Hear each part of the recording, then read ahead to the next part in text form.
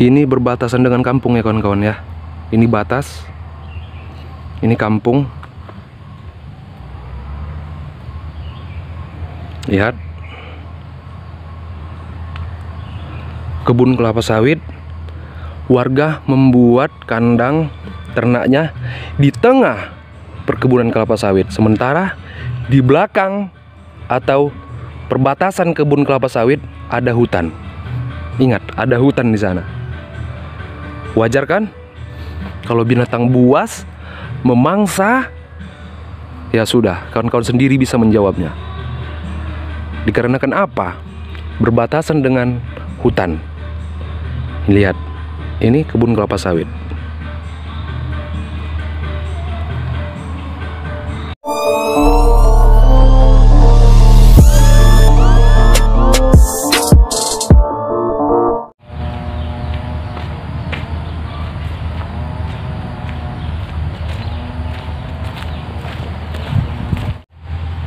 Assalamualaikum warahmatullahi wabarakatuh. Kembali lagi bersama saya di channel Pada Hasibuan 88 di dua konten. Sesuai judul, kawan-kawan melihat di atas, tidak lari dari judul. Tentunya kawan-kawan sudah melihat cuplikan video yang tadi, video pendek. Kawan-kawan bisa melihat antara batasan hutan pohon kelapa sawit, hutan sawit, dengan perkampungan warga. Kawan-kawan sudah melihat, mungkin jaraknya tidak jauh. Paling jauh itu sekitar radius 100 atau 250 meter dari perkampungan ya kawan-kawan ya. Apa penyebabnya harimau masuk ke perkampungan warga? Kawan-kawan, sebagian kawan-kawan pasti sudah mengetahui. Di sini saya bukan menggurui, bukan sebagai masters, sebagai pawang, sebagai orang yang paling ahli, tidak. Baru-baru ini kita melihat di media televisi ya kawan-kawan ya, seekor harimau memangsa ternak warga. Kawan-kawan mungkin sudah melihat cuplikannya. Harimau masuk ke perkampungan warga dan memakan ternak warga, lembu atau kerbau ya kawan-kawan ya. Jadi kenapa si harimau ini, si binatang buas ini masuk ke perkampungan warga dan memangsa ternak warga, si lembu tadi? Kenapa kawan-kawan? Coba, khususnya di sini di Sumatera Utara, ya, berarti harimau Sumatera. Ya kawan-kawannya, kita di sini bercerita tentang Sumatera Utara, otomatis pasti harimau Sumatera. Di sini sudah tidak heran lagi kawan-kawan, sudah tidak asing lagi, kita tidak wow lagi, tidak kaget lagi mendengar, mengetahui rumah warga itu berbatasan dengan hutan. Ya, hutan, tidak asing lagi, itu sudah biasa. Akan tetapi kita sendirilah yang memancing si binatang buas, si harimau tersebut masuk ke perkampungan warga atau di area perkebunan warga. Kenapa kawan-kawan? Dia memangsa ternak warga. Mungkin sebagian kawan-kawan kita, peternak, saudara-saudara kita, kita sendirilah yang memancing si binatang buas tersebut masuk ke area perkebunan warga kawan-kawan ya. Kawan-kawan sudah melihat cuplikan yang tadi, begitu dekat perkampungan dengan perkebunan kelapa sawit warga. Kawan-kawan harus mengetahui, di balik perkebunan warga, radius dari saya duduk ini, posisi saya duduk sekitar 1 kilo dari perbatasan hutan. Ya kawan-kawan ya, kawan-kawan harus tahu perbatasan hutan. Ini kebun kelapa sawit, di baliknya lagi hutan Sumatera kawan-kawan. Hutan.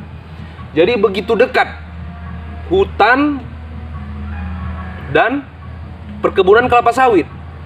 Nah, ya kawan-kawan ya. Kalau bahasa kami, orang Batak katanya berendengan, bersampingan, perbatasan ya kawan-kawan ya. Jadi seperti itu. Kenapa dia masuk? Kita sendirilah yang memancingnya. Kita sendirilah yang membuat kandang ternak kita di perkebunan kita sendiri, tidak jauh dari perkampungan. Contohnya, kita mempunyai lahan di sini ya, warga sekitar 5 hektar. Jadi si warga tersebut sengaja membuat ternaknya, membuat kandang ternaknya di perkebunan pohon kelapa sawit. Agar apa kawan-kawan? Agar ternak tersebut tidak jauh dari perkampungan.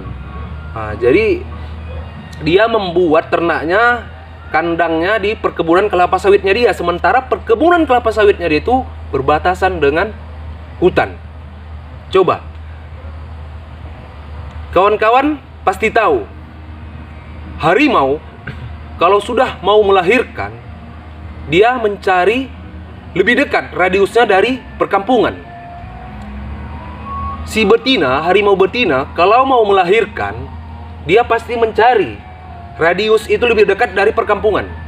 Dia tidak mau membawa atau melahirkan di tengah hutan, tidak. Harimau betina tidak seperti itu kawan-kawan. Dia pasti mencari lebih dekat dari perkampungan. Jarak 3 atau 4 kilo itu sangat dekat sekali dari perbatasan perkampungan. Jarak hutan 4 kilo, jangan kita bilang itu jauh. Itu sangat dekat sekali. Jadi seperti itulah harimau betina kalau mau melahirkan. Ya otomatis kawan-kawan ya, otomatis si harimau betina ini mencari makanan ke daerah perkampungan, apalagi perkebunan kelapa sawit. Toh disalahkan juga si harimaunya. Coba, disalahkan juga si harimaunya. Padahal kita sendiri yang membuka lahan di daerah perbatasan hutan. Kita sendiri yang membuat perkebunan kita di daerah lahan perbatasan hutan. Jadi seperti ini kawan-kawan. Kalaupun perbatasan hutan dikasih parit, dikasih batas jarak 3 atau 4 meter, bagi harimau itu sangat gampang kawan-kawan untuk melompat. Ya. Jangankan 4 meter, 5 meter dia masih bisa melompat kawan-kawan. Masih bisa melompat. Itu sangat mudah bagi dia. Kita sendiri yang memancing harimau tersebut masuk ke perkebunan kita. Contohnya tadi, kita membuat kandang ternak kita di lahan kita berbatasan dengan perkebunan kelapa sawit. Ya, itu udah sangat konyol sekali kita. Ngapain kita membuat ternak kita, kandang ternak kita berbatasan di dekat hutan? Coba logikanya, itu sangat aneh kawan-kawan. Itu sangat memancing binatang-binatang buas. Jangankan harimau, binatang buas yang lain akan masuk ke area tempat ternak tadi, kandang tadi. Seperti itu maksud saya kawan-kawan.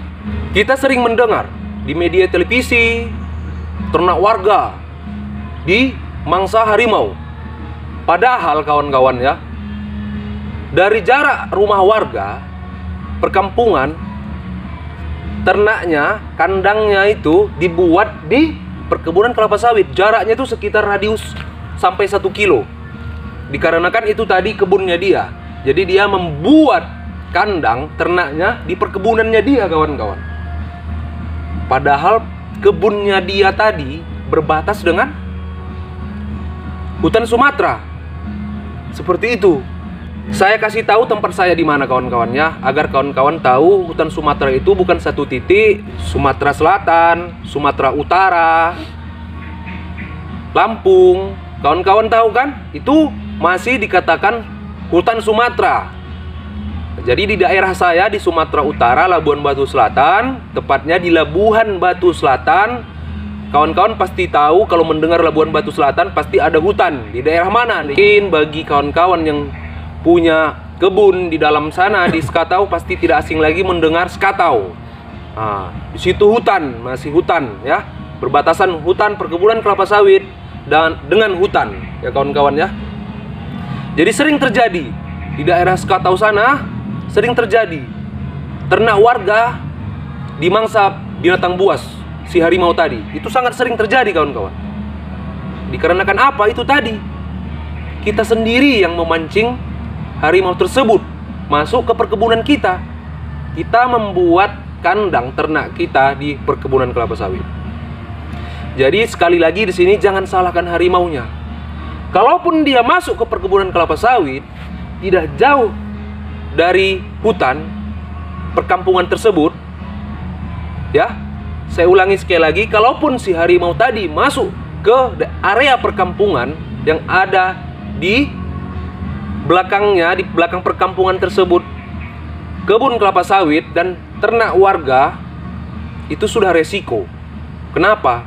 Jangan kita salahkan kenapa membuat perkampungan di daerah hutan, kenapa membuat perkampungan di daerah kebun kelapa sawit. Jangan kita salahkan. Kita sendiri yang berpikir. Kenapa dia masuk?